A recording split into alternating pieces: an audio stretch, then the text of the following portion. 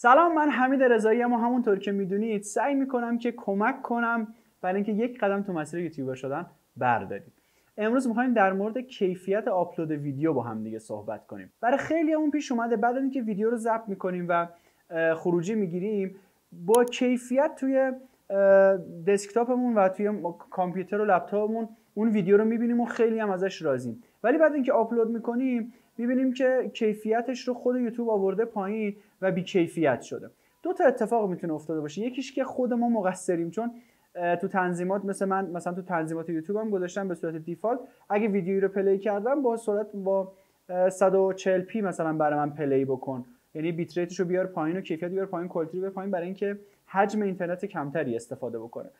خب این اتفاق این شکلیه. بیاید داخل دسکتاپ تا بهتون بگم. ببینید اگر یه ویدیو رو باز کنم به صورت دیفالت و اصلی اگر نگاه کنید الان داره با کیفیت خیلی پایین، اگر حتی اینجا هم کلیک کنم متوجه کنید 144p، یعنی کوالیتیش روی 144p، در صورتی که خود این ویدیو روی HD 1080p HD داره ضبط شده و برای پخش. ولی من پلی کنم هر ویدیو رو الان باز کنم روی این دیفالتی که تنظیم کردم میاره. خب یکی از راه‌ها اینه که خب حتما هم همتون اینو میدونید دیگه، میرید کوالیتی رو میذارید روی 1080 و خب ویدیو با کیفیت میدید. اما بعضی وقتا میشه ما ویدیو رو ضبط کردیم، آماده کردیم، همه چیز اوکیه، ولی بعد از اینکه آپلود میکنیم میریم میبینیم کیفیت ویدیومون اومده پایین.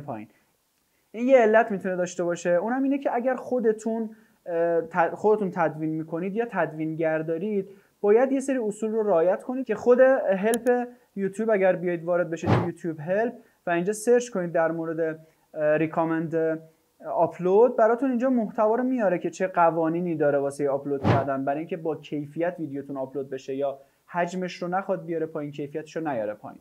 خب اینجا من سرچ کردم یوتیوب ریکامند آپلود که براتون دقیقاً چه چیزایی رو بیاره. اینکودینگ ستینگ، بهترین ستینگی که میتونیم، بهترین ستاپی که میتونیم داشته باشیم برای خروجی ویدیو با کیفیتمون.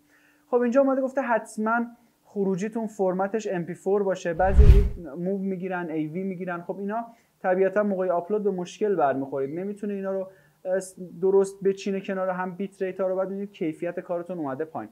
بازم دارم میگم اگر خودتون دارید تدوین میکنید، ادیت میکنید، این ویدیو به درتون میخوره، چون داریم یه مقداری تخصصی‌تر صحبت می‌کنیم. اگر نه بفرستید برای ادیتورتون این ویدیو رو، بگید حتما نگاه کنه که کیفیت و کوالیتی بالایی توی ویدیو بهتون بده.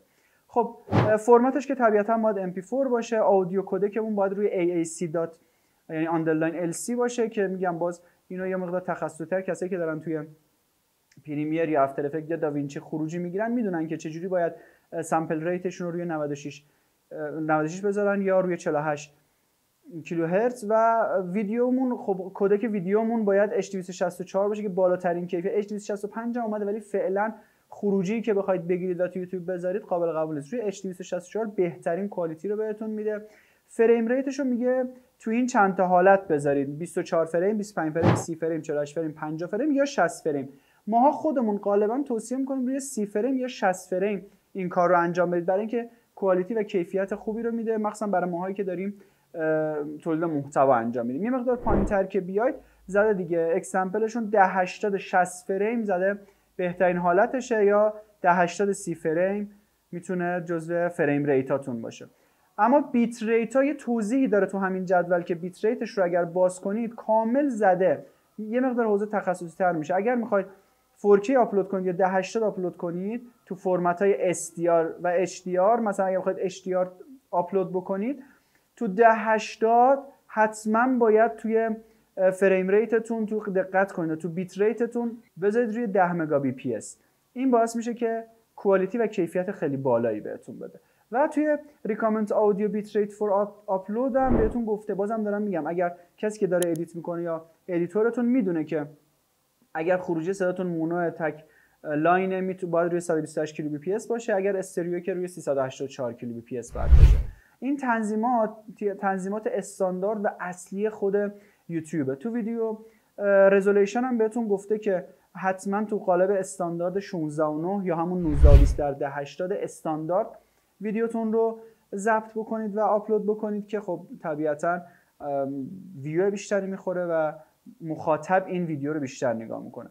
تو مابقی تنظیمات هم که یه مقدار تخصصی تر بخواید بهش فکر کنید، برای تنظیمات رنگ و نمیدونم کسی که داوینچی اصلاح رنگ میزنن و اینجا کامل توضیحش رو داده.